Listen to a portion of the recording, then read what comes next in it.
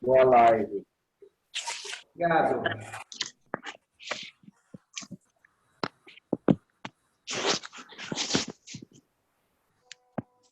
Paulo, vou fazer a introdução, tá? Pois não, por favor. Boa noite a todos.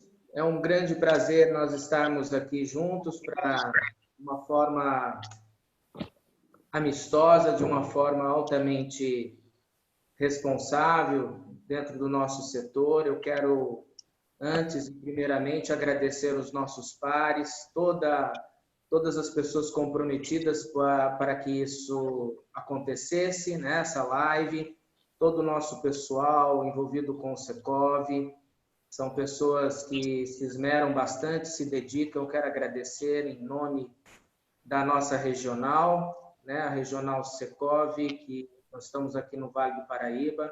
O nosso muito obrigado por essa parceria, por esse momento, um momento extremamente precioso de conhecimento, de troca de conhecimento e que a gente pode aprender cada vez mais. A gente trocávamos ideias aqui que nós vamos tentar elencar para todos. Ao nosso amigo precioso, grande Paulo Cunha, meu muito obrigado, né? Ele dirige aqui com maestria a Regional Secov, nosso diretor master, é um cara super comprometido, um amigo do peito, de longa data, de anos aí no mercado, e nós estamos nessa estrada juntos para aprendermos, né? Principalmente com pessoas de sucesso como é o Paulo. E eu quero também aqui aproveitar, antes do Paulo falar, quero agradecer o nosso palestrante, Dr. João Teodoro. É um amigo de velha data, é uma pessoa ímpar, né? Um gentleman do mercado imobiliário, pessoa dedicada. Nós estivemos nas estradas aí nacionais, nas estradas lá fora. Nós aprendemos muito com o senhor e será de muitíssima importância nós termos aí uma atualização do Conselho Federal dos Corretores de Imóveis, do qual o senhor tem regido com muita maestria. Muito obrigado por o senhor ter aceitado novamente esse momento de trocar esses conhecimentos para conosco. Viu, doutor? Muito obrigado. Obrigado, Paulo. Paulo e Marcos, é um prazer muito grande estar aqui com vocês. E quero lembrar que você é meu irmão em Cristo também, isso é muito importante, né? E vamos agradecer a Deus aqui pela oportunidade de participar desse bate-papo. E não exatamente uma palestra, mas um bate-papo realmente, onde a gente vai poder expor os nossos pontos de vista. Acho que o Paulo também, pela conversa inicial que tivemos, tem aí boas informações para nos trazer, né, Paulo? E, com certeza, o pessoal que vai nos ouvir vai ficar satisfeito. Eu acho que as informações são boas. Temos aí, infelizmente, esse recesso mercadológico da nossa economia, de modo geral, por causa da pandemia, mas a gente tem boas notícias do mercado imobiliário e alguns outros segmentos também que andam bem, mesmo durante a pandemia. Então, vamos conversar com o pessoal aí e ver o que vai acontecer. Vamos ouvir um pouco o cumprimento do Paulo lá. Isso mesmo. Boa noite a todos, satisfação estar aqui compartilhando essa live com você, Marcos, e com o Dr. João. Marcos, parabéns pela iniciativa da live, acho que isso para o Secov é fundamental, nós propiciarmos informação aos nossos corretores, à nossa comunidade regional aqui do Vale do Paraíba. Estamos realmente num momento ímpar, né? Nunca inimaginável aqui no planejamento de qualquer empresário, de qualquer empresa. Porém, como dissemos há pouco agora, estamos muito otimistas neste momento. Como disse a vocês, né, confesso que depois de 37 anos de estrada aí, eu estou me surpreendendo momento a momento com as notícias positivas que tenho recebido. Agora há pouco mesmo estava em conversa com a Caixa Econômica Federal, inclusive amanhã teremos uma live com eles aqui do Secov, né? Realmente eles, assim, olhando o mercado brasileiro, a economia brasileira, pela ótica da construção civil. A construção civil que vai puxar toda essa retomada da economia, porque ela é muito abrangente, né? Ela propicia emprego, ela propicia moradia e ela puxa muita indústria, muitos setores agregados, né? Mas nesse momento aqui a gente está aqui para falar também do ingrediente fundamental nessa história toda, que é o profissional, né? O humano, né? Na ponta, trabalhando para atender tanto ao mercado, eu entendo que o momento de compra de um cliente é um momento de desejo, né? Ele envolve a família, ele envolve a mulher, os filhos, e aí na ponta tem um corretor de imóvel, apesar desse momento digital que estamos vivendo, né? Então acho que aí eu espero que o nosso mestre João Teodoro aí nos dê um briefing grande aí do que como ele vê essa questão também nesse momento aí que o profissional ele faz a diferença neste momento de grandes transformações pela pandemia, pela tecnologia e pelo mercado em si. Eu estou aqui para te ouvir, doutor. Beleza, Paulo. É isso mesmo, doutor João. Paulo, obrigado. Realmente a gente ter uma ideia desse perfil, né, desse novo momento que a gente já está vivendo, né, que a gente já tem como comprometimento. Nós falávamos ainda há pouco que o objetivo desse papo é um papo descontraído, onde a gente possa participar com os nossos pares e realmente essa responsabilidade classista da nossa parte, principalmente das nossas entidades maiores, e não só discriminando, mas também de todo e qualquer tipo de região, etc., é passar a mensagem positiva. E é justamente isso que nós falávamos ainda há pouco com o Dr. João e com o Paulo, sobre essa motivação desse novo cenário que a gente tem vivido. Doutor João, eu gostaria muito que a gente iniciasse com o nosso carro-chefe aí, que chama-se Caixa Econômica Federal. Poucos minutos que a gente está falando aqui, nós já ouvimos essa palavrinha mágica, maravilhosa, né? Que nos norteia, que nos eleva o ânimo, né? Que o senhor falava dos números maravilhosos do primeiro semestre. A palavra está com o senhor aí. É verdade. Só que é o seguinte, eu vou chegar lá na Caixa Econômica, mas já que o Paulo fez uma provocação, né, Paulo? Vamos falar um pouquinho sobre a história desse nosso mercado, como é que a gente chegou até onde nós chegamos hoje aqui. Para quem não sabe, eu estou no mercado imobiliário desde 1972. Comecei ainda bem precoce no mercado imobiliário e nunca mais deixei dele. Hoje também trabalho como o Paulo na área de corporações, além da intermediação de negócios imobiliários. E tenho acompanhado com muita profundidade a história, né, da evolução dos financiamentos e tudo mais. E eu me lembro que nós tivemos uma história que não é tão antiga assim, ela é relativamente recente. Vamos começar aí no ano de 2004, para ser mais exato. Até o ano de 2004, nós tínhamos uma média de concessão de financiamentos habitacionais. Concessão não, de promessa, porque a gente nunca conseguia chegar a tudo que se prometia, né? Mas vamos pensar que nós tínhamos uma média, isso é histórico, né? Tem dados, inclusive, do próprio sistema financeiro habitacional para a gente conferir se quisermos depois. Mas até o ano de 2004, nós nunca superamos, Paulo, a casa dos 3 bilhões de financiamentos habitacionais para todo o Brasil. Você veja que coisa interessante, né? 3 bilhões de reais para todo o Brasil. Era uma luta para a gente conseguir financiamento no Brasil, tanto pela Caixa Econômica quanto pelos bancos privados, tanto que os bancos privados abandonaram completamente a concessão de financiamentos por uma circunstância interessante. Nós temos uma lei, sempre tivemos, que obrigava os bancos privados que trabalhavam com habitação a aplicarem 65% das suas receitas de caderneta de poupança no mercado habitacional. Mas os bancos não faziam isso. Por quê? Porque o Brasil sempre andou aos solavancos na economia. Infelizmente, naquele tempo a gente vivia, o Paulo deve lembrar bem disso, planos atrás de planos, não é, Paulo? O plano dava certo, aí vinha outro plano e dava tudo errado, e vinha outro plano e dava tudo errado. Então o governo se socorria do que ele tinha na mão. E o que ele tinha na mão era a caderneta de poupança. Aí o que os bancos faziam?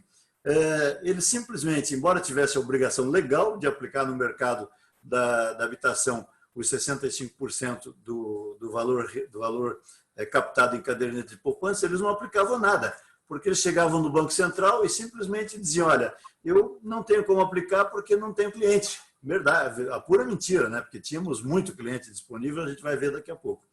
E o que acontecia? O Banco Central, sempre precisando de dinheiro, captava esse dinheiro dos bancos privados e remunerava esse dinheiro. E os bancos privados não aplicavam nem um tostão no mercado habitacional e, ao contrário, tinha a sua aplicação rentabilizada pelo Banco Central sem nenhum risco e sem nenhum custo operacional. Que é a melhor coisa do que isso, Paulo? Né? Então, ninguém tinha interesse em aplicar dinheiro no mercado habitacional. Aí veio aquela lei 10.931, que é de agosto de 2004, e que inclusive regulamentou aquela questão da alienação fiduciária, que já havia por medida provisória, mas que não funcionava ainda. Aí a lei 10.931 regulamentou isso e criou algumas regras rígidas com relação à questão da aplicação financeira no mercado habitacional.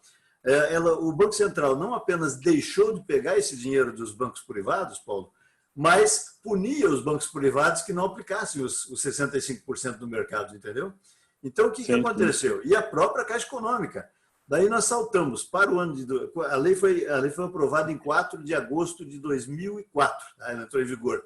Só que ela começou a produzir efeitos efetivamente a partir de 2005, porque seguindo a lei vieram várias medidas por portarias e resoluções do Banco Central, né, regulamentando como seria essa aplicação e tudo mais.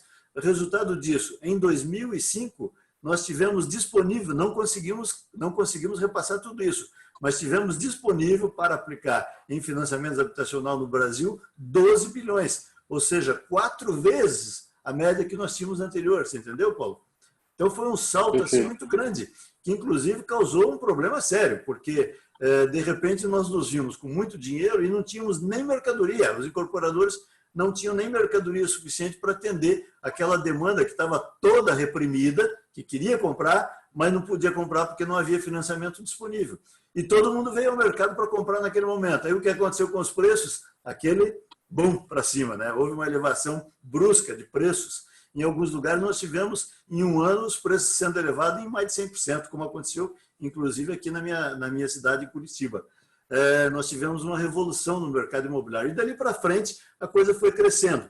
Em 2005, nós tivemos, portanto, 12 bilhões disponíveis. Em 2006, foram 19 bilhões. Em 2007, foram 27 bilhões. Depois, no ano seguinte, 49 bilhões. Depois, pulamos para 86 bilhões. E ele foi subindo. Até que nós chegamos no ápice no ano de 2012, quando a gente financiou no Brasil, por incrível que pareça, mais de 210 bilhões de reais em financiamentos. Foi o máximo que nós atingimos. E dali para frente, todo mundo sabe o que aconteceu com a nossa economia. Ela declinou, né, por conta das bobagens feitas lá pela nossa presidenta, Dilma Rousseff. Infelizmente, a economia começou a declinar e aí nos encontramos nessa situação que hoje a gente se encontra.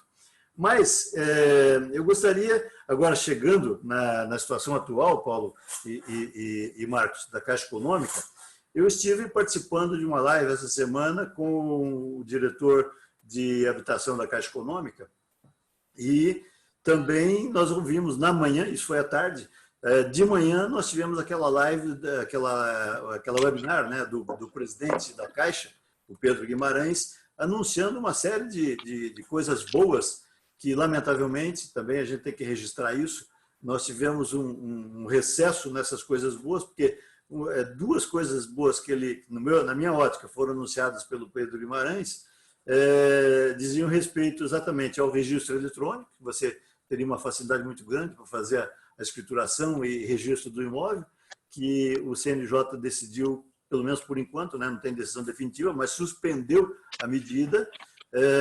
Então isso vai criar algum probleminha. E a outra suspensão que aconteceu foi a possibilidade de agregar ao financiamento as custas cartoriais, custa de TBI e custas cartoriais para o registro do imóvel. Isso iria ajudar bastante as pessoas que têm alguma dificuldade financeira, na hora de fazer a compra do seu imóvel, ficariam tranquilos, porque isso poderia ser jogado no financiamento e financiado em 20 anos, 25 até 30 anos, conforme o plano de financiamento. Infelizmente, por enquanto está suspenso isso, eu espero que haja um retrocesso e isso volte a ser liberado. Mas, enquanto isso não acontece, coisas boas foram anunciadas pela Caixa Econômica, e o Paulo, que é incorporador, ele sabe de uma muito importante, que é, por exemplo, a redução para a garantia de financiamento dos projetos habitacionais em construção, quando você tinha que vender 30% do projeto para poder garantir o financiamento pela Caixa. E hoje a Caixa reduziu isso para 15%, não é, Paulo? Então, para financiamento da produção, né, João? Isso, financiamento da produção.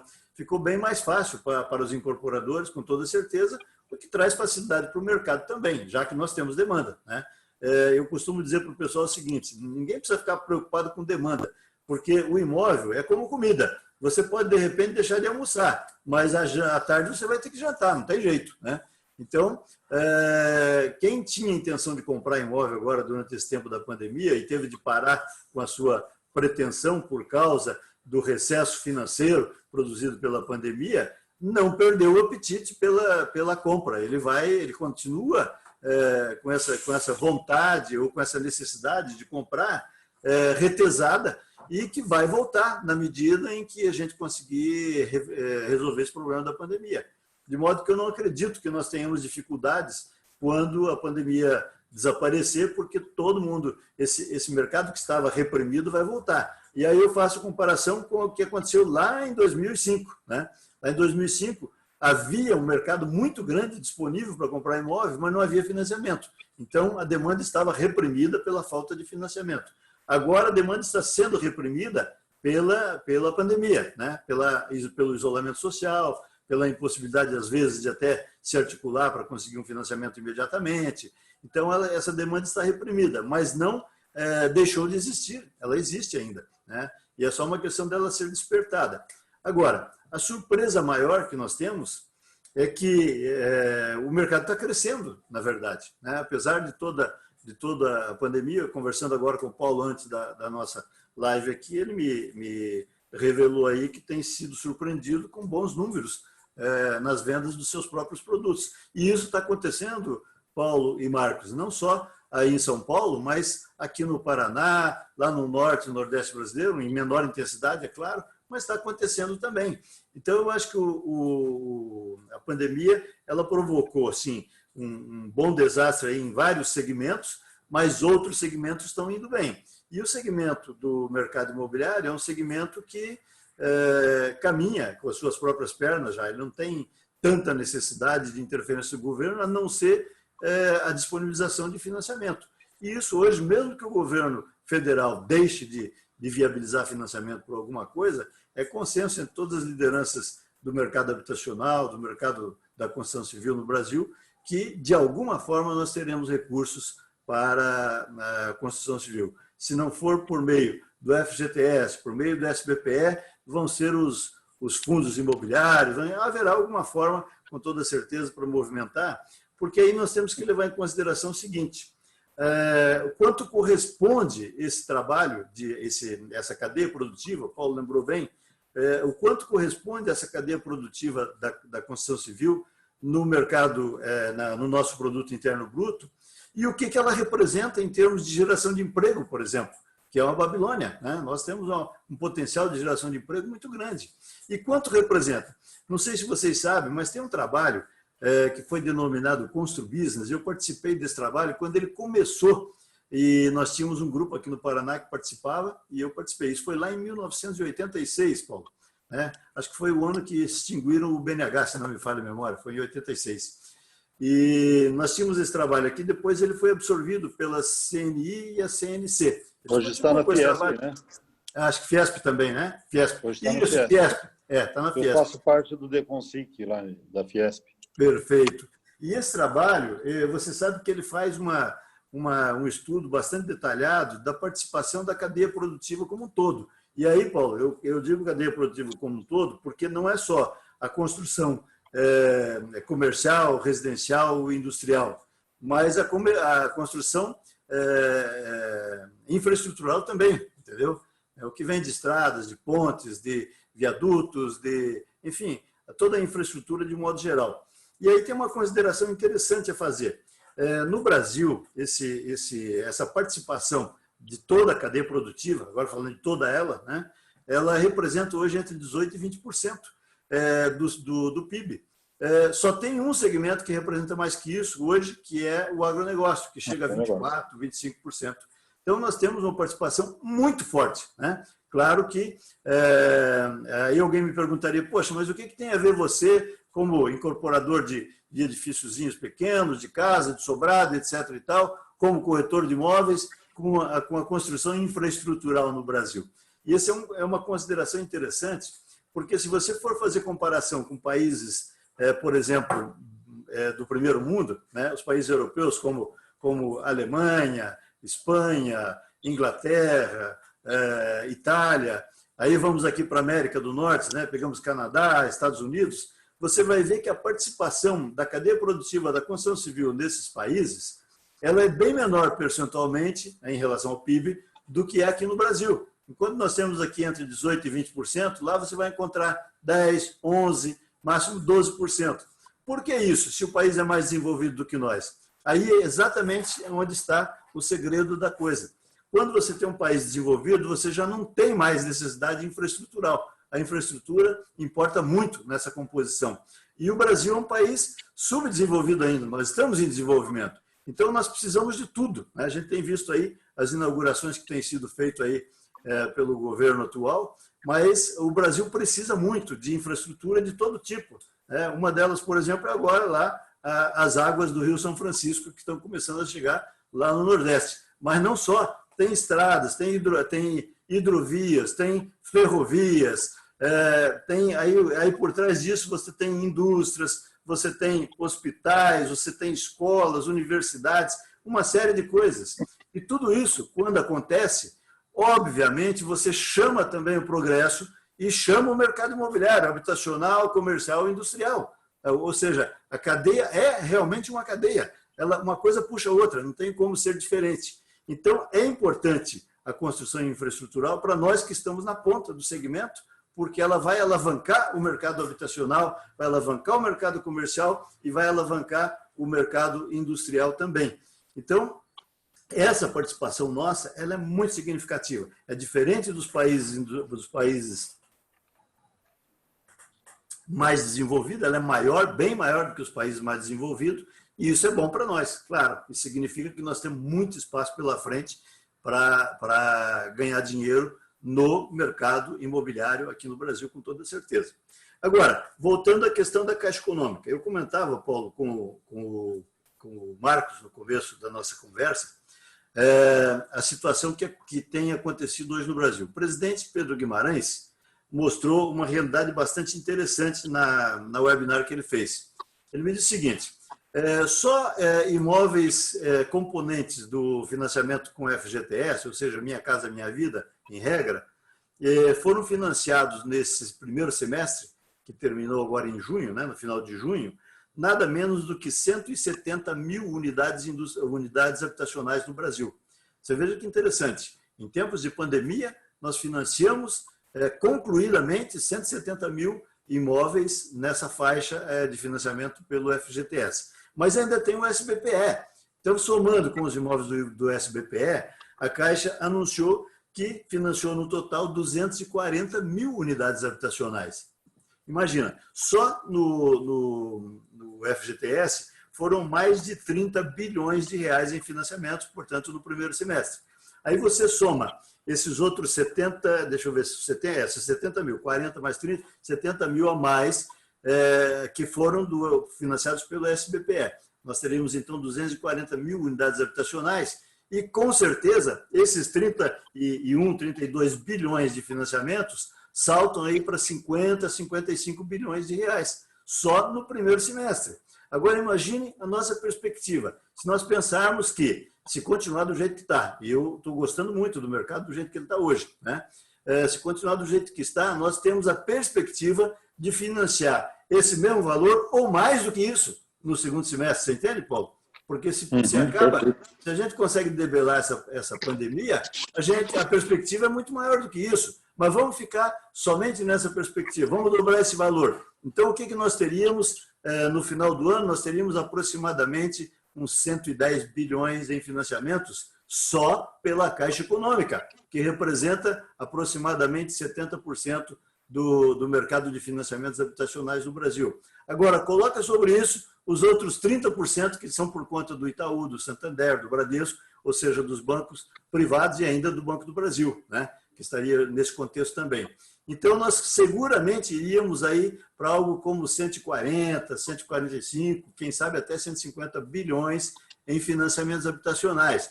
Isso, para minha concepção, em tempos de pandemia, Paulo, é um baita de um resultado, né? É um baita de um resultado. Eu acho que, bom, não vamos fazer comparativo com outros países, porque realmente o Brasil é incomparável com os países da América do Sul, né?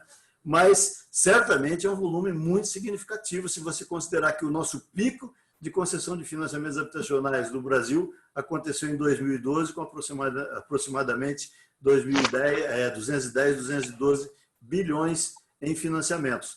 Então, no meu modo de entender, eu acho que nós estamos caminhando muito bem, o mercado vai muito bem e a gente vai sair dessa pandemia com louvores, com toda certeza. Essas considerações que eu gostaria de fazer. E, só para lembrar, né, eu até escrevi um artigo recentemente, deixei essa perspectiva para o nosso pessoal, como conversamos no início, o ZAP anunciou que aí na região de São Paulo, e vocês devem estar sabendo disso, houve crescimento de 0,18% no mês de março, pleno início da pandemia. Veja só, quando tudo se isolou, tudo parou, nós tivemos um crescimento de 0,18%. Em abril, o crescimento chegou a 0,20%. E em maio chegou a 0,23%. Perspectiva do mês de junho é maior do que isso, inclusive. Ou seja, nós não tivemos nenhum mês em que o mercado imobiliário baixou, em que ele foi negativo. Nenhum desses tempos de pandemia. Isso significa que a gente pode ter esperança de que para frente vai continuar também. E as conversas que nós temos tido, não só aqui no meu estado, no Paraná, mas eu, obviamente, estou conversando com todo mundo, porque a gente precisa saber o que está acontecendo no Brasil, né? E a gente tem sentido que realmente o mercado não está parado. Agora, houve modificação procedimental? Claro que houve, né? Nós tivemos aí uma situação que forçou a barra na modificação da forma de proceder dos profissionais de venda no mercado imobiliário brasileiro. Nós nunca tínhamos, a gente já tinha tudo isso disponível. Esse negócio que a gente está falando agora, por exemplo, essa live aqui, isso já estava disponível, mas a gente não fazia isso, não é, Marcos? A gente, não sei porquê, não fazia. De repente, a gente foi forçado pelas circunstâncias a começar a fazer lives para tratar de assuntos oficiais, para oferecer um bate-papo como esse, né? Para que as pessoas saibam um pouco mais sobre o mercado. Enfim, a gente começou a usar a tecnologia de uma maneira muito abrangente. E os corretores de imóveis, pelo que eu tenho sentido, eles aprenderam a contactar os seus clientes. Eu sempre digo para o meu pessoal o seguinte, olha, você tem que... Cada corretor que é ativo na profissão, ele tem pelo menos 2 listas de clientes. Tem uma lista de clientes que ele já atendeu e que estão satisfeitos por terem sido atendidos, e tem uma lista de clientes que estava pendente de atendimento, ou seja, estava trabalhando esses clientes. Esses que estavam sendo trabalhados, eles podem ser continuados, né? O trabalho pode ser continuado mediante a comunicação virtual, não tem nenhum problema. E eles têm feito isso com proficiência. E aquela lista que já estava, digamos assim, no armário, esperando eventualmente um novo contato, ela pode ser reativada nesse momento, né? O cidadão entrar em contato com essas pessoas por telefone, por WhatsApp, por internet, enfim, para despertar nessas pessoas não só eventualmente a vontade, o desejo de trocar de imóvel, de comprar um imóvel, etc., fazer um investimento, como também para pedir para essas pessoas, olha, você está satisfeito com o imóvel que nós negociamos contigo, etc. e tal, e pedir indicações de pessoas que estejam precisando comprar ou querendo comprar, enfim. Há sempre formas de você mobilizar o mercado. E hoje nós temos ferramentas maravilhosas no mercado, Paulo, e você consegue mostrar um imóvel como se estivesse dentro dele pela televisão, pela tela do computador, né? Então a pessoa se sente confiante, coisa que no passado nós não tínhamos. São Paulo, por exemplo, na capital é um caos você mostrar imóvel. Aliás, qualquer lugar, mas principalmente São Paulo, os grandes centros de um modo geral. Eu me lembro que quando eu me casei, isso faz mais de 40 anos já, só para se ter uma ideia, eu quis comprar um apartamento e eu não conseguia encontrar um apartamento que me atendia meus anseios e as minhas necessidades. Eu levei nada menos do que 6 meses, Paulo, para encontrar o apartamento dos meus sonhos na época, entendeu? Porque é muito difícil. Você visita um, não deu certo, visita outro, não é aquilo, visita outro, não é aquilo. E você vai gastando tempo, gastando gasolina, enfim, conversa, até você chegar no imóvel que realmente atende os seus sonhos.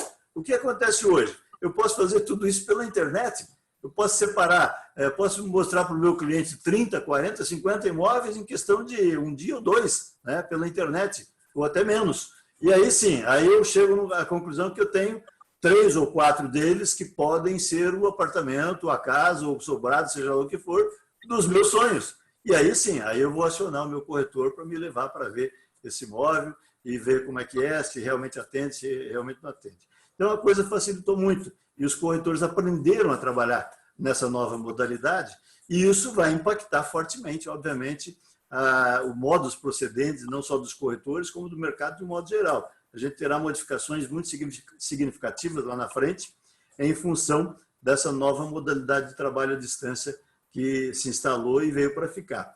Claro que há coisas que não mudam muito. Por exemplo, se você mora num município pequeno, 10, 12, 15, 50 mil habitantes, não muda muito, porque é muito fácil você se movimentar, todo mundo conhece todo mundo, é muito fácil você fazer o trabalho presencial. Mas nos edifícios, nos municípios de médio a grande porte, com certeza a internet vai ser o caminho daqui para frente, com toda certeza. Então, essas modificações são estruturais, não tem como a gente descartá-las da nossa vida futura. Seja você um corretor de imóveis, seja você dono de um imobiliário, seja você um incorporador ou um construtor, vai ter de conviver com essa nova realidade. E haverá também, é bom que a gente faça já esse comentário, todo mundo tem falado sobre isso, mas a gente tem analisado essas questões também para passar, inclusive, para o nosso público corretor de imóveis. Haverá uma modificação muito significativa na configuração dos imóveis, né? Tanto na cidade quanto nos arredores das grandes cidades. Por quê? Porque muita gente percebeu que poderá fazer o trabalho à distância, que ele não precisa ir para o escritório. E os empresários, obviamente, estão também coerentes com isso, porque isso reduz custos, isso reduz problema de segurança, problema de alimentação, uma série de coisas fica praticamente muito reduzida com essa nova configuração do trabalho. Mas isso vai exigir também uma profissionalização dos espaços residenciais. Então, por exemplo, se eu tenho na minha casa, eu, graças a Deus, sempre tive o meu home office, né? Bem separadinho e tudo mais. Mas essa não é a tônica. Normalmente, você está hoje fazendo adaptações, está trabalhando em home office de uma maneira muito, digamos assim, amadora, né? Muito primária. Isso vai ter que ser mudado, né? Você vai ter que planejar.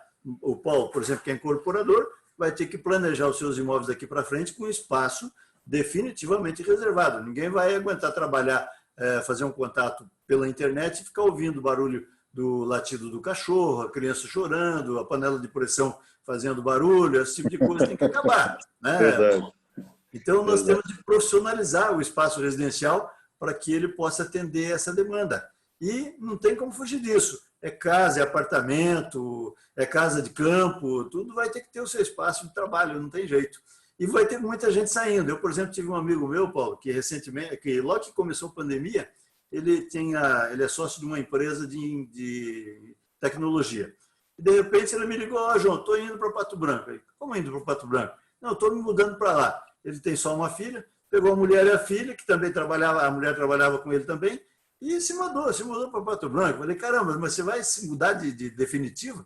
Não, eu vou me mudar definitivo. Eu conversei com o meu sócio, e o meu sócio acha que não tem problema nenhum, que eu vou poder produzir à distância o que eu faço hoje aqui na companhia sem nenhum problema. E uma vez cada 2, 3 meses eu venho para cá fazer uma reunião presencial, a gente coloca as coisas tudo frente a frente e pronto. E vamos continuar tocando o barco dessa forma. Eu achei muito interessante. Você veja que foi bem no início da pandemia, né? E o cara já decidiu isso. Agora, imagine como é que o cara vai ter uma qualidade de vida extremamente melhor do que a que ele tem aqui em Curitiba. Eu, por exemplo, saio de manhã do meu escritório, eu levo 25 a 30 minutos para chegar no meu escritório. Esses 30 minutos me fazem falta na composição do meu tempo de trabalho, entendeu? Ou do meu tempo de convivência familiar. Agora, se eu morasse numa cidade como Pato Branco, que tem em torno de 300 mil habitantes hoje, acredito por aí, eu não teria nenhum problema de ter o meu escritório do lado da minha casa e não precisar nem de carro. Eu saio da minha casa e vou direto para o escritório, ou trabalho na minha própria casa, né? Ou, se mesmo que eu tenha um escritório um pouco distante, o tempo máximo que eu levo de deslocamento é 5, 10 minutos, não teria problema nenhum. E um problema muito mais tranquilo em questões de segurança, de risco, de acidente e tudo mais. De modo que essas modificações todas estruturais são absolutamente inevitáveis. Há muita gente que mora, por exemplo, numa cidade como Curitiba, hoje nós temos aqui em torno de 1.850.000 habitantes, que não vai morar mais aqui na região central. O cara vai querer morar, porque ele tem condição, o trabalho dele permite, ou na periferia da cidade, onde ele tem muito mais qualidade de vida, com toda a infraestrutura necessária para atendimento escolar, familiar, hospitalar, etc. e tal, ou mesmo morar numa área rural, como é o meu filho. Meu filho é engenheiro florestal e o negócio dele é morar na fazendinha dele, que fica a 44 quilômetros aqui da cidade de Curitiba, entendeu? Mas tem tudo. Ele vai ter disponível internet, vai ter disponível telefone, vai ter tudo que ele precisa para trabalhar e com uma qualidade de vida infinitamente maior do que aquela que ele teria trabalhando e morando num grande centro, né? Então, esse tipo de coisa não tem como evitar. Lá na frente, o corretor já está adaptado, graças a Deus, os incorporadores terão que se adaptar a esse tipo de coisa também. E os imóveis que hoje não têm essa infraestrutura terão de ser reformulados para absorver essa nova realidade do mercado habitacional, né? E, se você me permite, Paulo, eu gostaria de dizer, Paulo e Marcos, eu gostaria também de, para concluir esse bate-papo, depois a gente vai para as reperguntações, né? Falar um pouco sobre a atividade do sistema Cofescresce, tá? Porque é importante. Nós temos hoje 400 mil inscritos do sistema Cofescresce, pessoas físicas, e mais em torno de 49 mil empresas imobiliárias. É um movimento muito grande. Hoje nós somos a segunda maior organização de profissionais e empresários do mercado imobiliário do mundo. Perdemos apenas para a NAR, nos Estados Unidos, que tem aproximadamente 1.200.000 membros. Mas essa organização nossa, ela aqui no Brasil, às vezes recebe alguma crítica, né? Porque nós temos uma anuidade para a manutenção da nossa organização, que hoje está em R$ 654. Inclusive, a gente fez agora, por conta da pandemia, para facilitar a vida dos corretores, nós dilatamos o pagamento primeiro até 5 de junho, e depois, vendo com a continuidade dos problemas pandêmicos, a gente decidiu dilatar um pouco mais e o vencimento passou para 25 de agosto. Além de outras coisas que tomamos, como, por exemplo, o refinanciamento, uma espécie de refis sem prazo determinado para as dívidas anteriores, enfim, algumas facilidades que nós concedemos para os corretores se regularizarem para poder trabalhar nesse tempo de pandemia.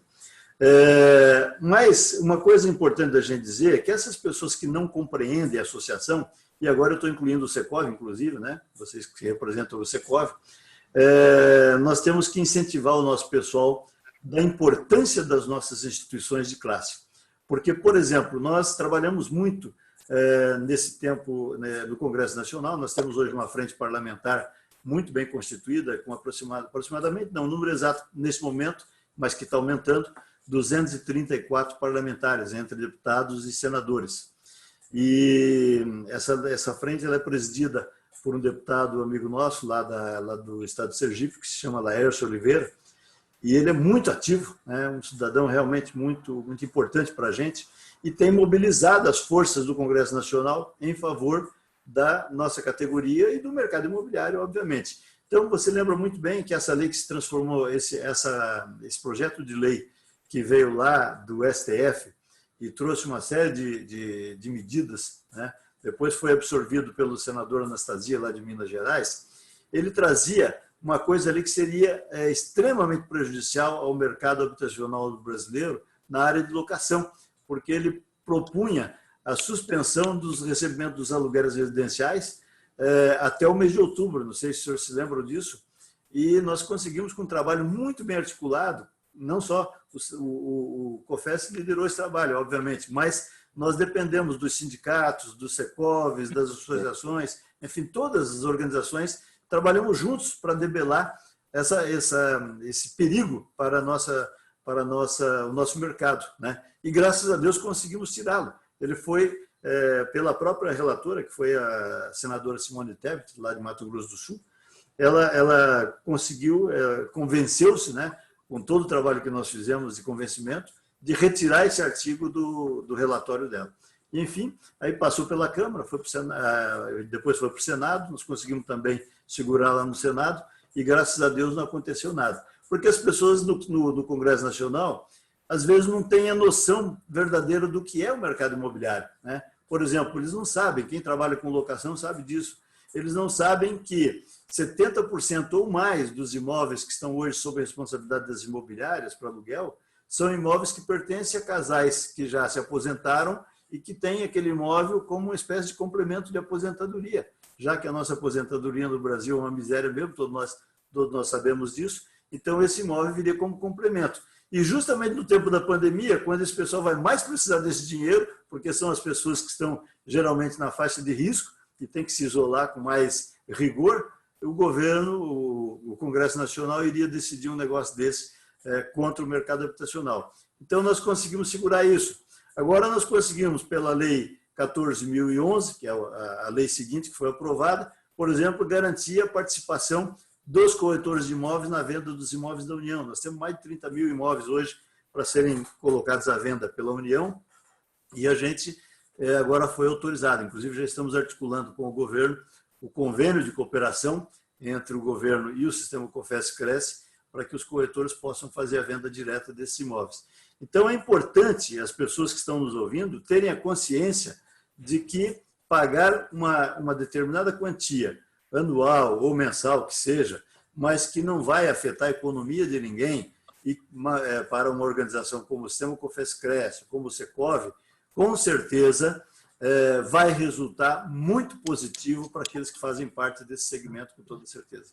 Então, é preciso que se tenha essa consciência. Por isso, eu fiz esse comentário contigo. Então, a gente tem feito um trabalho muito forte de representação da categoria profissional, que nenhum corretor individualmente, que nenhuma imobiliária individualmente, nenhum incorporador, nenhum construtor teria condições de conseguir junto ao Congresso Nacional, se não por meio das suas entidades representativas, entende?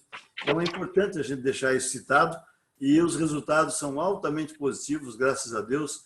E, enfim, a gente está passando pela pandemia com sentimento de vitória, graças a Deus. Por isso, eu gostaria de deixar essa mensagem positiva. E termino por aqui esse bate-papo e coloco-me agora à disposição dos senhores para reperguntarem o que quiserem, sobre o que quiserem, relacionado à economia, relacionado ao mercado imobiliário, e a gente está aqui mais ou menos preparado para responder. Doutor João, o senhor falava sobre a questão dessa dormência, se Deus pode permitir que nós falemos dessa maneira, que os nossos legisladores estejam realmente dormindo, né, com relação a esse episódio no início, que poderia desmontar toda uma engrenagem favorável, né? A senadora que iniciou esse processo, né, iniciou lá como relatora, a gente poderia dizer hoje que essa questão da legislação, os nossos profissionais, o nosso setor hoje, pode se sentir um pouco mais confortável com relação a isso? É suficiente dizer que Laércio e todos os comandantes, todos os parlamentares estão acalentando isso para nós? Veja, na verdade, Paulo, o risco sempre existe, claro. A gente não pode descartar a possibilidade de que alguém, de repente, amalucadamente, ingresse com um projeto de lei que venha prejudicar o mercado de um modo geral. Mas eu acho que o afoitismo para a apresentação de projetos de leis por decorrência da Covid-19 já passou. Ou seja, o momento agora é de calmaria, entendeu? E todos os riscos que nós tínhamos, todas as ameaças que nós tínhamos que poderiam prejudicar ou a organização profissional, ou as nossas instituições de classe, elas acabaram sendo debeladas por esse trabalho forte que a gente realizou no Congresso Nacional, em parceria com todas as demais entidades do mercado imobiliário. Então, hoje, eu acho que pouca coisa pode acontecer. Nós temos um trabalho diferenciado hoje no Congresso Nacional, porque o Congresso, você sabe, também está trabalhando online. Não está mais, nenhum deputado, nenhum senador está indo a Brasília. Então, eles estão trabalhando em casa e muito mais conectados às suas lideranças partidárias, né? Então, nós fizemos aqui, eu até tenho aqui na minha mesa, aqui nesse momento, algumas comunicações que nós fizemos individualmente com cada um dos 21 líderes. Aí só ficaram de fora uns 3 ou 4 desses pequenos partidos de extrema esquerda, como a Rede, como o PSOL, né? Alguns partidinhos aí ficaram de fora.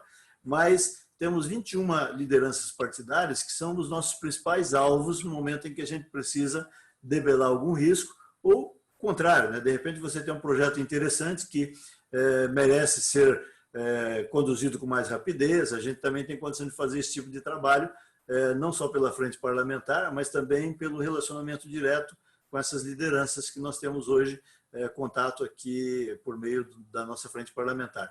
Então, eu acredito que, sinceramente, nesta altura da pandemia, toda aquela disposição, porque você sabe que a maioria dos projetos, a maioria não, mas uma boa parte dos projetos de lei que ingressam no Congresso Nacional são projetos populistas, lamentavelmente.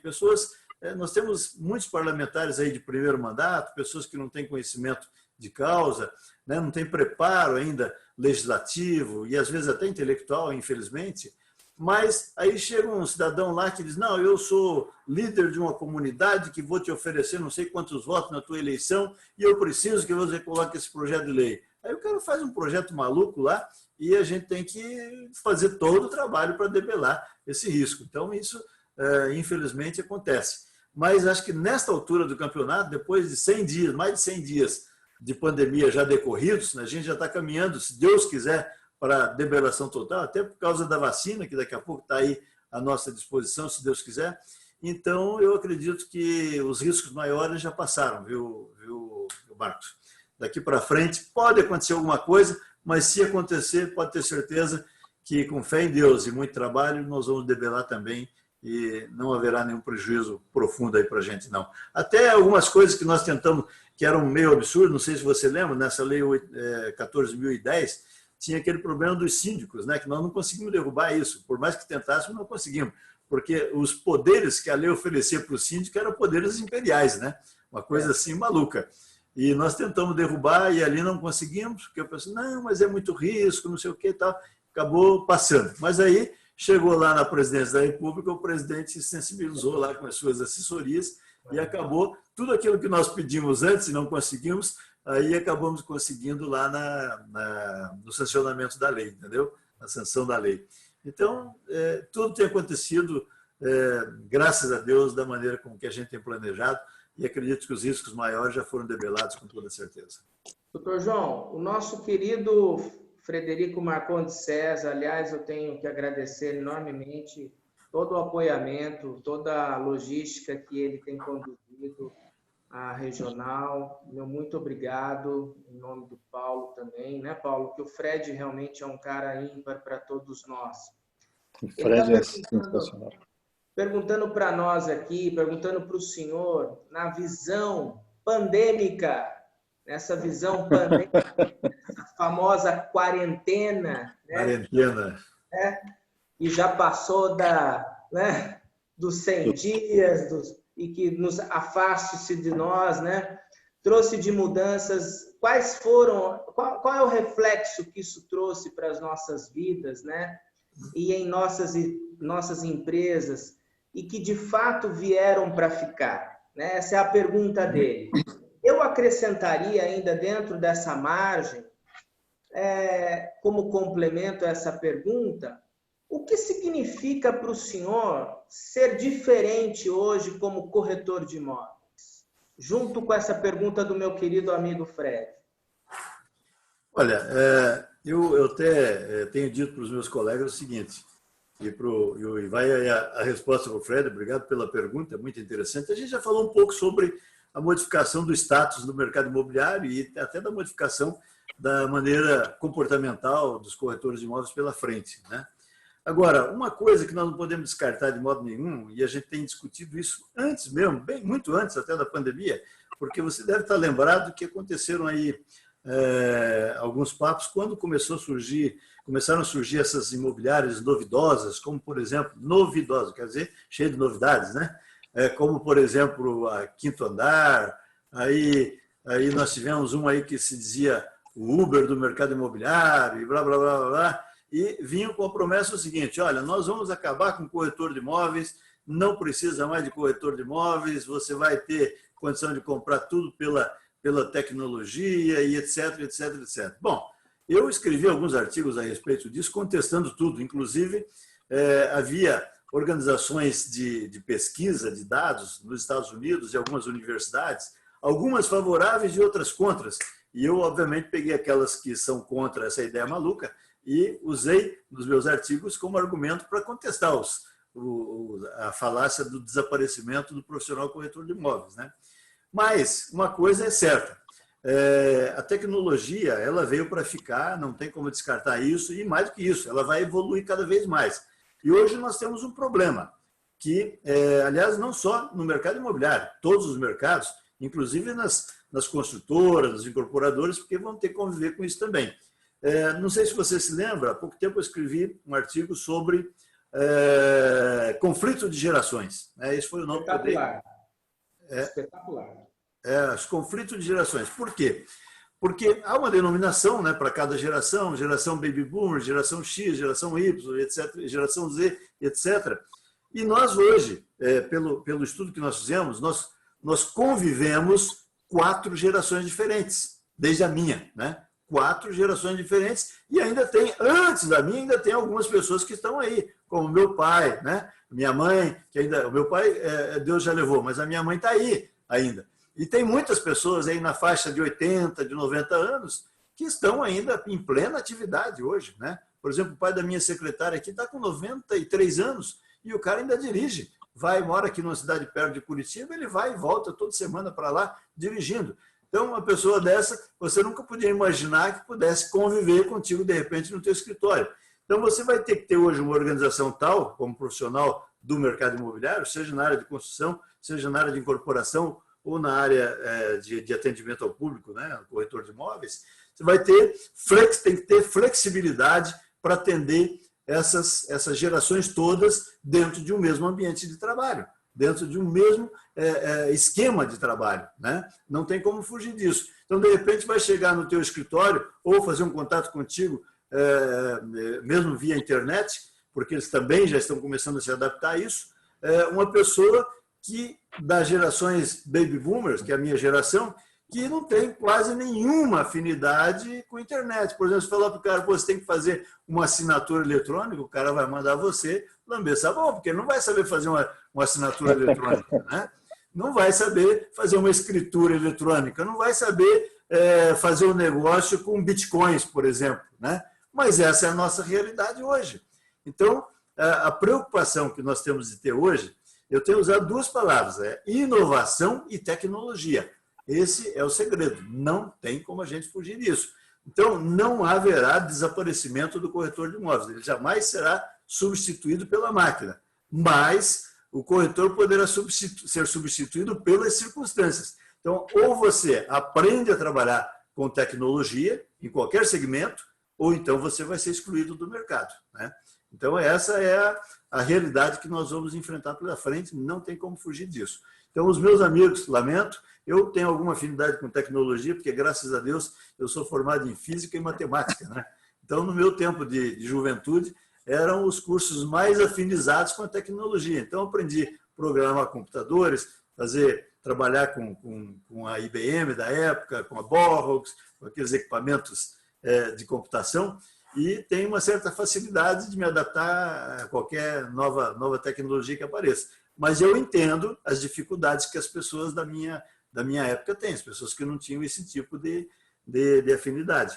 Então, os corretores que estiverem pensando, não, eu vou continuar com o meu mesmo procedimento, não vou mudar, então ele vai mudar de profissão, porque não tem como permanecer na profissão de corretor de imóveis. Mas, fora isso, o resto vai continuar. né? Essas modificações estruturais do mercado de construção civil, ela, óbvio, vai atingir também o corretor de imóveis, mas ela atinge muito mais os incorporadores e os construtores, que terão de fazer essas adaptações, do que os corretores de imóveis. Haverá muito trabalho para os arquitetos, né? Porque muitos projetos, muitos imóveis que existem hoje terão de ser redimensionados para absorver essa modificação estrutural, né? Essa modificação que vai haver pela frente para se necessitar de um espaço de convivência profissional dentro do seu apartamento, dentro da sua casa, dentro do seu sobrado, entendeu?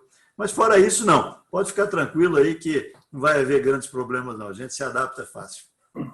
Ô Marcos, só complementando o que o Dr. João falou agora, nessa questão do corretor de imóvel, né? Eu vejo o seguinte, sabe?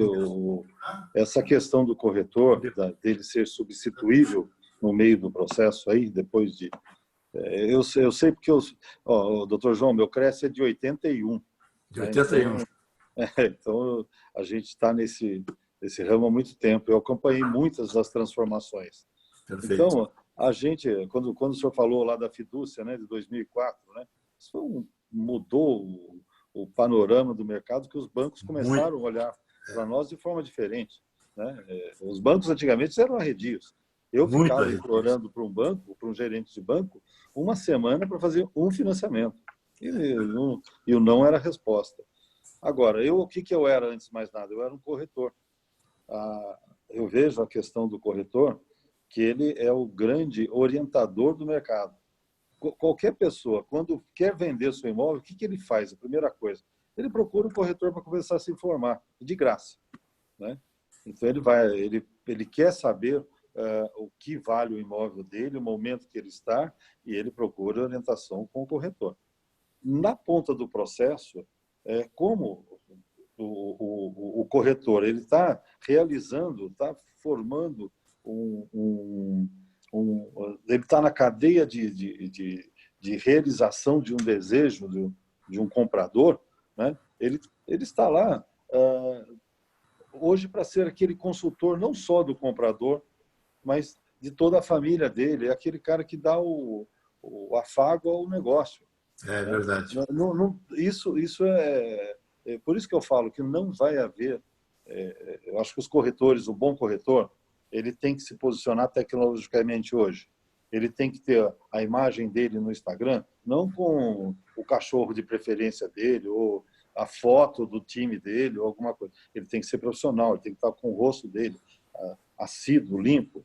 Ele tem que se postar de forma diferente, né? Ele tem que correr atrás de toda essa informação que o mundo digital possibilita, né? Ele tem que oferecer. Hoje, um cliente, a hora que ele quer que ele passa na cabeça dele começar a procurar um imóvel, pode ser 2 horas da manhã, deu insônia nele, ele vai lá procurar alguma coisa. Então, o início do processo, né, ele começa tecnologicamente, mas se ele quer comprar mesmo, em algum momento ele vai falar com o corretor. Qual o banco melhor? Qual a localização melhor? Qual o local que tem melhor chance de revenda? Então, acho que assim, esse profissional, eu acho que ele é perene, ele vai ter sempre. Ele vai ter que se atualizar. Só isso. É isso. Maravilha. Maravilha. É isso mesmo, Paulo. A Jéssica está perguntando como o corretor de imóveis pode se destacar nesse cenário de pandemia e pós-pandemia. Acho que o senhor já acabou até respondendo, né?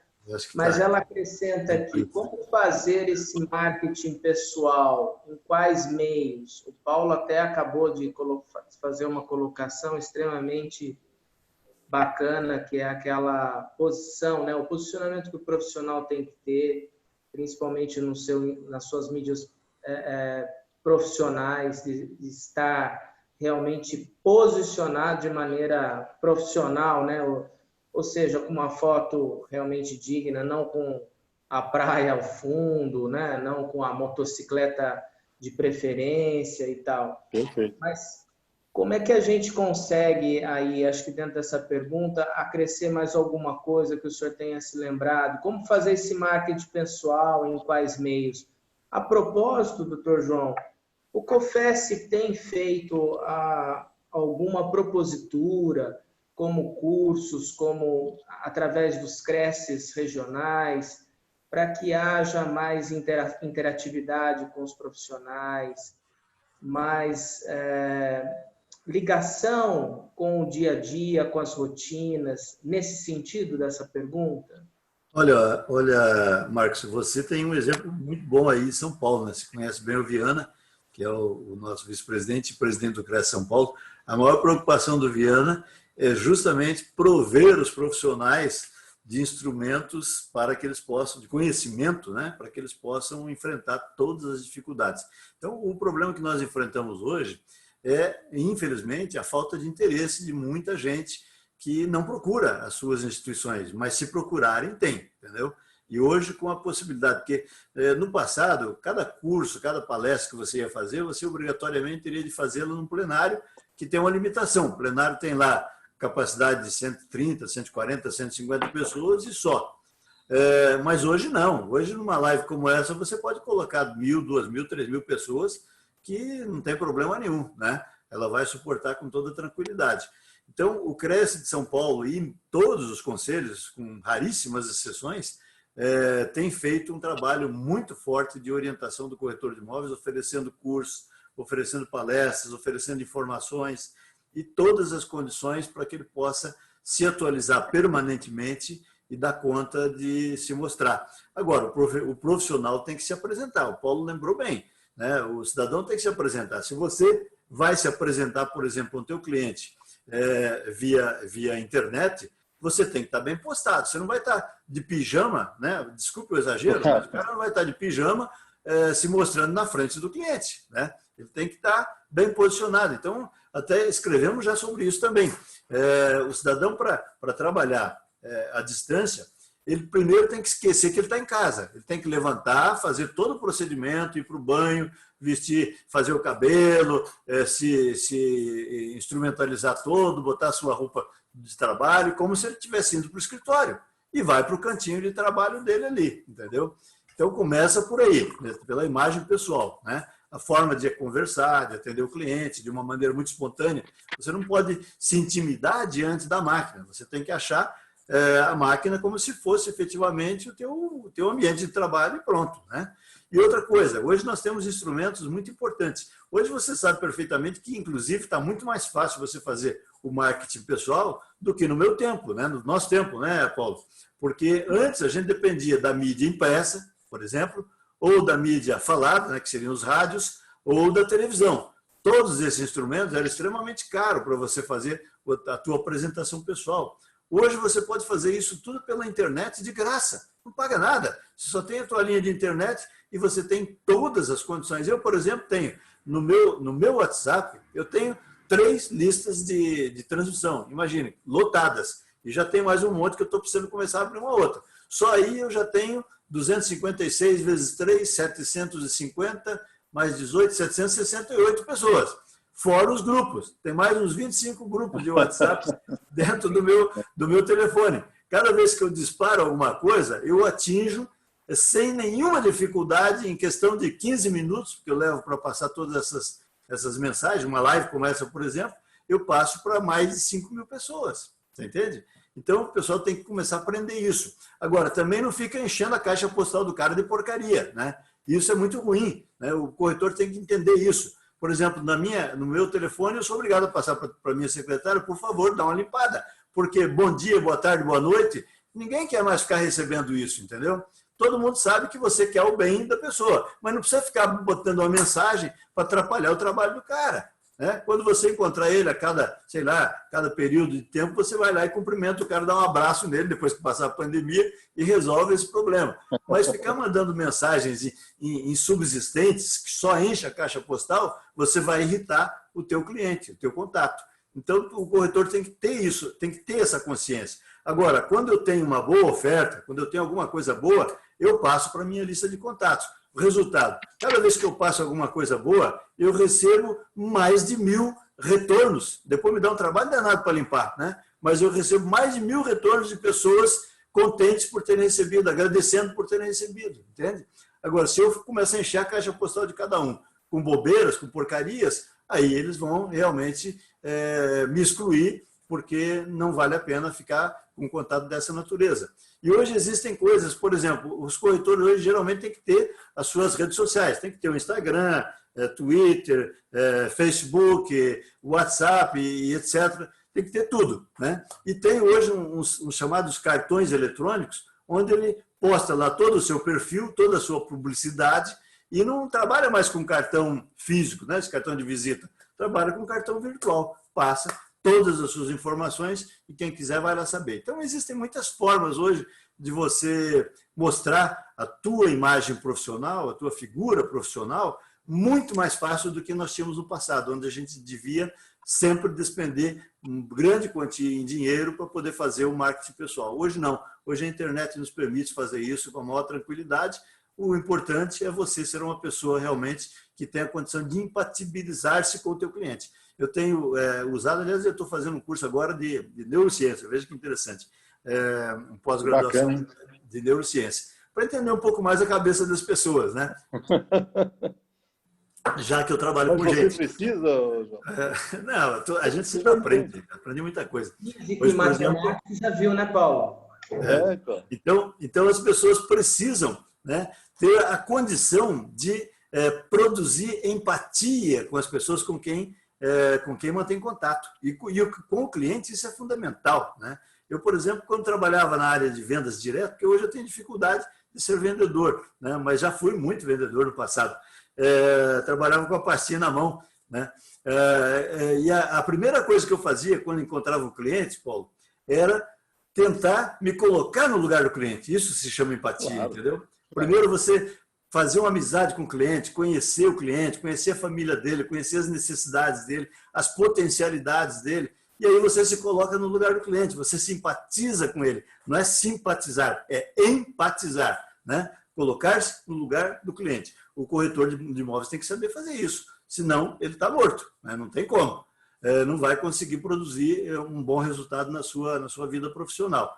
E aí você consegue tudo. Então, eu acho que hoje o corretor que procurar se manter atualizado, porque também essas coisas todas que nós acabamos de conversar sobre economia, não é ficando dormindo em casa, vendo televisão, vendo filme de ação que você vai descobrir tudo isso. Você tem de ler, né? Tem que ler as informações, tem que acompanhar. Hoje tem muitas newsletters fantásticas pela internet, que você abre o computador de manhã, você já sabe de tudo que aconteceu no dia anterior e o que está para acontecer no dia de hoje. Então, quando você vai atender um cliente seu, você tem assunto para conversar com o cliente, né? Agora, se você for uma pessoa mentalmente preguiçosa e não procurar saber essas informações todas, com certeza você não terá condições de fazer um bom atendimento e o teu marketing pessoal não vai existir com toda certeza. Mas, havendo isso, pode ficar tranquilo que não vai haver problema, não. Vai ter mercado para nós. Isso tem muito a ver com a predisposição do profissional, né? Não tem nem a ver com a faixa etária, tem a ver com a predisposição.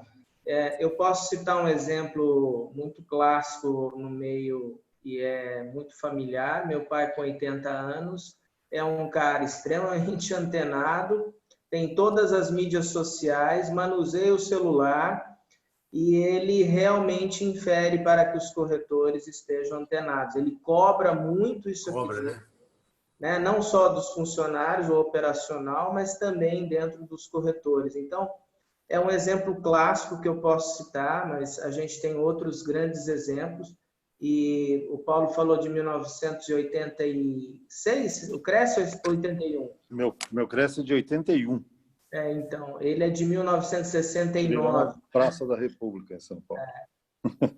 Tinha que pegar ônibus todo dia, fazer curso, 3 vezes por semana. Aí, tá vendo? Essa predisposição tem muito a ver com o profissional, né? O corretor ele tem que estar extremamente de bom grado, né? Sempre disposto, porque ele já enfrenta... Diferente do momento que nós estamos vivendo, que é a pandemia, nós sempre vivemos momentos pandêmicos, né? Seja crise econômica, crise política, crise da saúde, crise daquilo, mas é como a gente comentou no início da conversa, que o nosso setor só perde para o agronegócios, né? É verdade. Então, assim, é uma verdadeira alavanca, né? Então, o profissional que não se sentir motivado por todos esses fatores da construção, da venda de terceiros, dos imóveis prontos e da própria locação, ele é melhor em mudar de ramo mesmo, né? É verdade. Paulo, você tem mais algumas considerações aí para o Dr. Paulo? Nós já estamos, para o Dr. João, nós estamos fechando quase a nossa live aí. Olha, assim, eu vejo o Dr. João há muitos anos aí no setor, né? E a gente acompanha uma certa distância, que a gente, essa questão do Brasil muito grande, né? Mas, assim, é admirável o seu trabalho aí nesses anos todos à frente aí do nosso setor, né? O senhor falou que nós somos 400 mil profissionais no Brasil, né? E quantas empresas, doutor João? 49 mil. E 49 mil empresas. Então, é um setor muito pujante, muito grande. Eu não sabia da frente parlamentar, realmente. É uma satisfação muito grande ver o sistema COFES cresce, dando esse respaldo para o mercado, né? Nem tanto para só o corretor. Você está protegendo muito mais todo o mercado de locação e às vezes as pessoas que como o senhor disse, né? 70% são casais que dependem desses aluguéis para complementar sua renda, não é? Verdade. É fundamental esse trabalho classista. Aqui na região, aí, parabenizar o Marco, que assim está há tantos anos. O seu pai, então, Marco, assim, é admirável o trabalho dele aí, tantos anos aí. Já tivemos várias vezes juntos aí, conversando aqui na nossa cidade, né? E a gente vê que o bom trabalho, o bom corretor, ele ser premiado, ele toca, ele desempenha uma atividade fundamental na atividade das cidades, das comunidades. Não é possível. Eu não vejo uma comunidade sem um corretor de imóvel. Às vezes, ele é tão bypassado, né? tão menosprezado, mas a hora que o cidadão precisa, ele vai falar de imóvel, ele procura um que ele conhece, tudo para, de repente, tirar alguma informação, às vezes até de forma gratuita, tudo o corretor faz.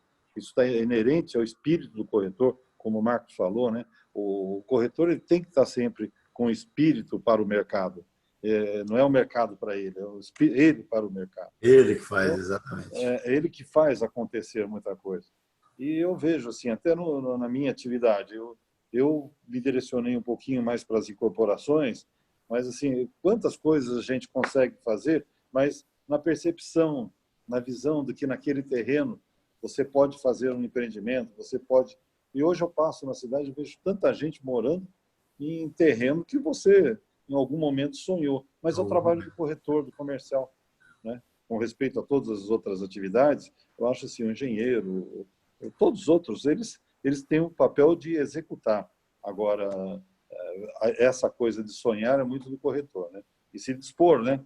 Ele trabalha de domingo a domingo no plantão, né? Ele atende Eu tenho um corretor meu que gosta de atender sábado à noite, domingo à noite, que ele está mais tranquilo.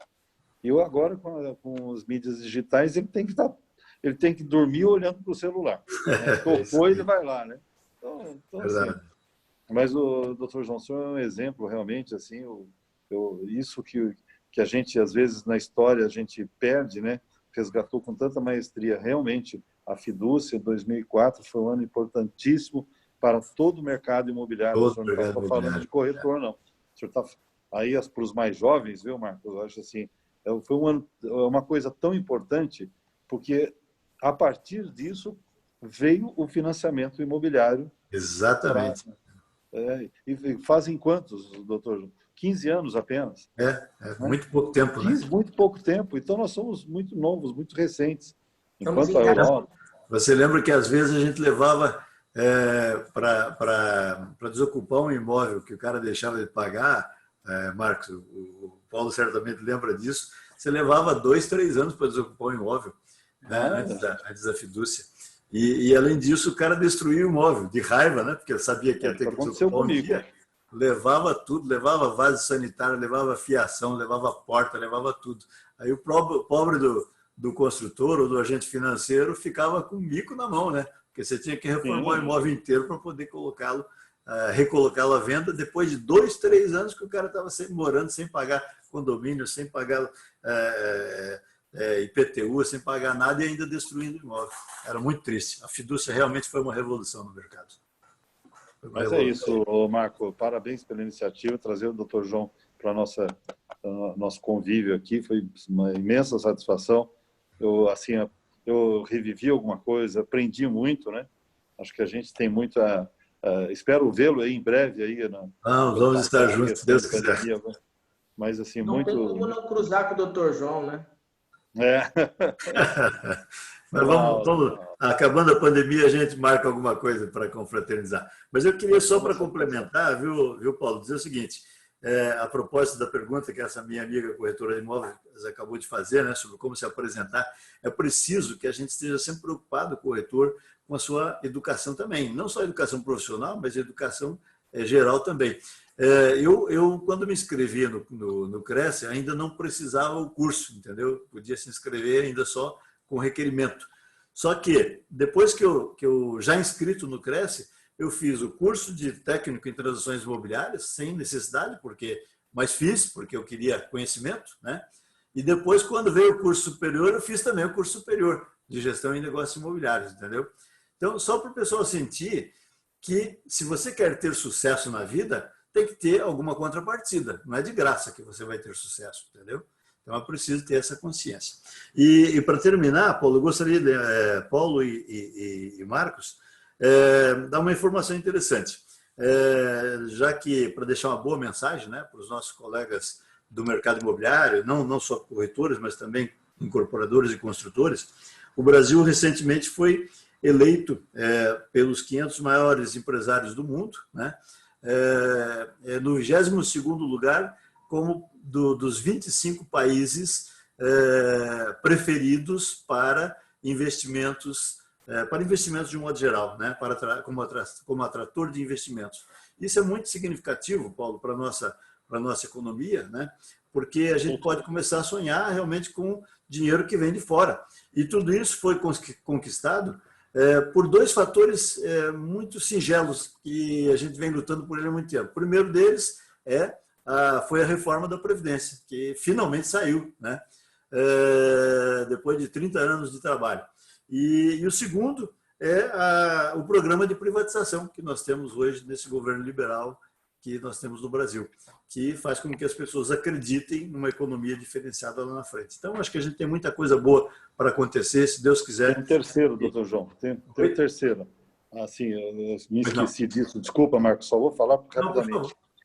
Eu vejo com extrema importância essa lei de saneamento que saiu muito agora no Congresso. Muito São 500 bilhões. Eu fui procurado por um grupo de fora, por intermédio de uma construtora grande aqui de São Paulo, para falar disso. Eles estão pensando em investimentos no Brasil, dinheiro ilimitado. Por quê? O Brasil ele precisa de saneamento em 70%, 75% do seu território. Tem razão. Não há. Isso é saúde, isso é desenvolvimento, é uma série de coisas.